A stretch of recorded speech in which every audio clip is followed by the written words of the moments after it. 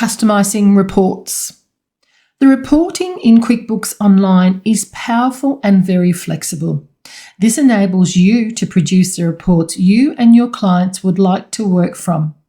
In this section, we'll walk through how you can customize, add groups, and schedule your reports. The reports in QuickBooks Online can be customized to suit your needs. You can customize reports on the fly or when they're displayed on the screen and save them for future use. When it comes to customizing a report, there are 4 components available to you to tailor the report. Let's take a look at those. So from the Reports tab, we'll choose Reports and we'll choose Standard. Let's just take a look at the Standard Profit and Loss. And from the top corner, right, Customize. And here we have the 4 different sections that we can tailor a report, and we'll take a look at those in a little while. And of course, tailoring the reports will vary depending on the QuickBooks version you're actually working on. Let's go back to the Reporting Center. Now let's have a look at custom reports. In addition to customizing reports, you can also group records together. This allows you to select multiple reports and produce them as a batch or a set. Then you can save them. Plus, you can schedule your report groups so they're automatically produced and then emailed out to whom you wish and what period you would like them to go out to. Carol would like to set up a series of customized reports as part of her monthly review with Damien, and she'll also schedule those reports to go out directly to Damien. We can see that we have a group called Directors Group, and we just have one report under this Directors Group. So let's take a look at Carol as she sets up a new group, and we'll call it Monthly Review Reports. So from the Standard Review section, she'll choose Profit and Loss from the Favourites section, and this is one of the reports that she wants to go out to Damien each month. Please note that this is actually a quarter report. So what we need to do is just change this to a month report, which we've done. I don't want to show the unrealised gain or loss. And I'm going to save, then I'm going to run that report first. Then I'm going to save that customization. I'm going to call it Profit and Loss by month. And I'm going to add this to the report to a group called, well, we don't want it to go to the Directors Group. We want to add a new group, and it's called Monthly Review Reports. And we'll click Add. And now we've got a choice from both groups. We're going to share with everyone because we do want to see this being able to be viewed by Damien as well, not just by our firm. And click Save. So if I now go back to the Reporting Center, Custom Reports, we now have 2 different groups, Monthly Review Reports and one's Director Group. I'm going to add a few more reports in for Damien. So now, as we can see under the Monthly Review Reports, we have a few more different reports that Carol has actually saved and will be sent out. Now, what she wants to do is actually schedule these reports to go out monthly. So we've got a few different options that we can do. We can actually export these out as PDF. And if we choose Export Out as PDF, a PDF will populate, and you can see how quick that was. And you can see it has the aged payable, the aged receivable, the balance sheet, and the profit and loss. So these are all the different reports that we chose to go under the group called Monthly Review Reports.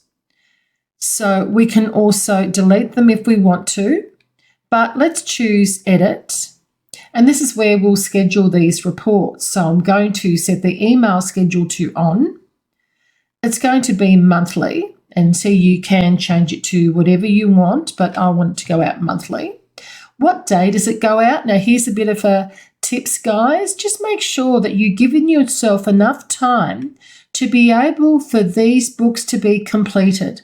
Don't send them out on the 2nd when you know you haven't been able to complete the bank feeds and reconcile the bank accounts. Now, all we need to do is add in the email, add in any other information that we need. So now we've added Damien Chow's email address and also accounts@zippy.com. You can add in as many people as you like into the actual email. I've just left it at financial reports, and then I've just added in Damien, please review and let us know if you have any issues.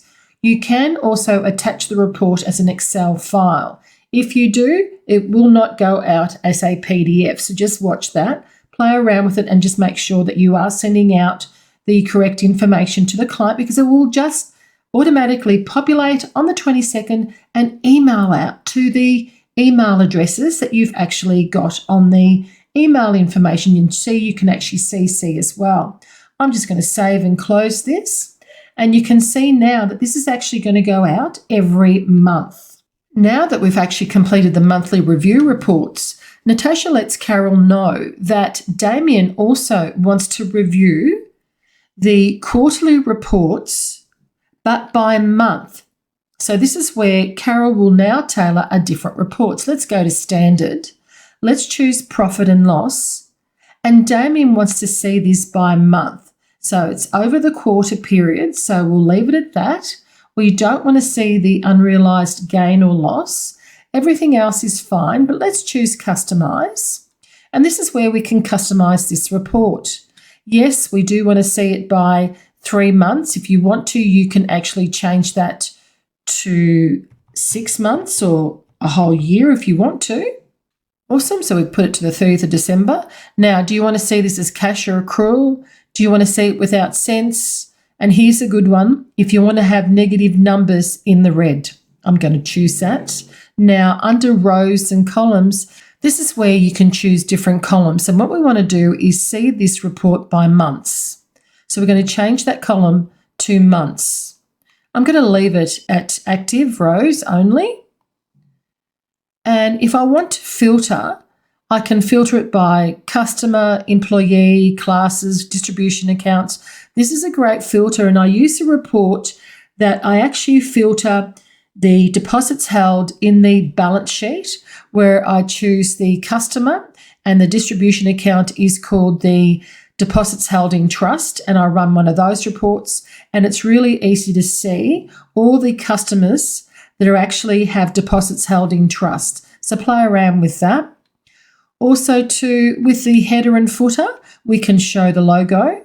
You can add a different company name if you wanted to. With the profit and loss, I'm just going to add in month by month. There you are. We can keep the report period. The footer will say date prepared, time prepared. The header, I'm going to change it to the left. And the footer, I'm going to change to the right. I'm going to run this report and look how quick that was. So you can see now I've got it by month. But Damien wants to see what the difference is month by month. So we've actually forgotten to add a different filter in. And this time, instead of going to customise, I can quickly just choose this because we want to compare it by another period. So yes, I do want to see by period. I want to see the change and I want to see the percentage change. Let's click Run Report and look how quick that was. So we've got over 6 months to December. So that was pretty quick. And you can see we've got the negative amounts. As I scroll down and as I scroll across, you can see it's actually keeping that heading on the left-hand side. So now that we've got the report that we want, it's showing the logo, we've got everything that we need, we've got that to the left. I'm going to scroll down and you'll be able to see that the actual footer we wanted to the right. So that's fine. So we're happy with all that. So now we're going to save this customization and I'm going to send it in the monthly review reports. And we're going to share it with everyone and click Save. Now that we've done all the reports and customised them, Carol now takes a look, and what she wants to do is create a professional set of management accounts that contain additional information and reports that can be sent out to Damien. So what we're going to do is now go to Management Reports, and we're going to look at the basic company financials. But in this particular case, we actually want to run these financials by quarter.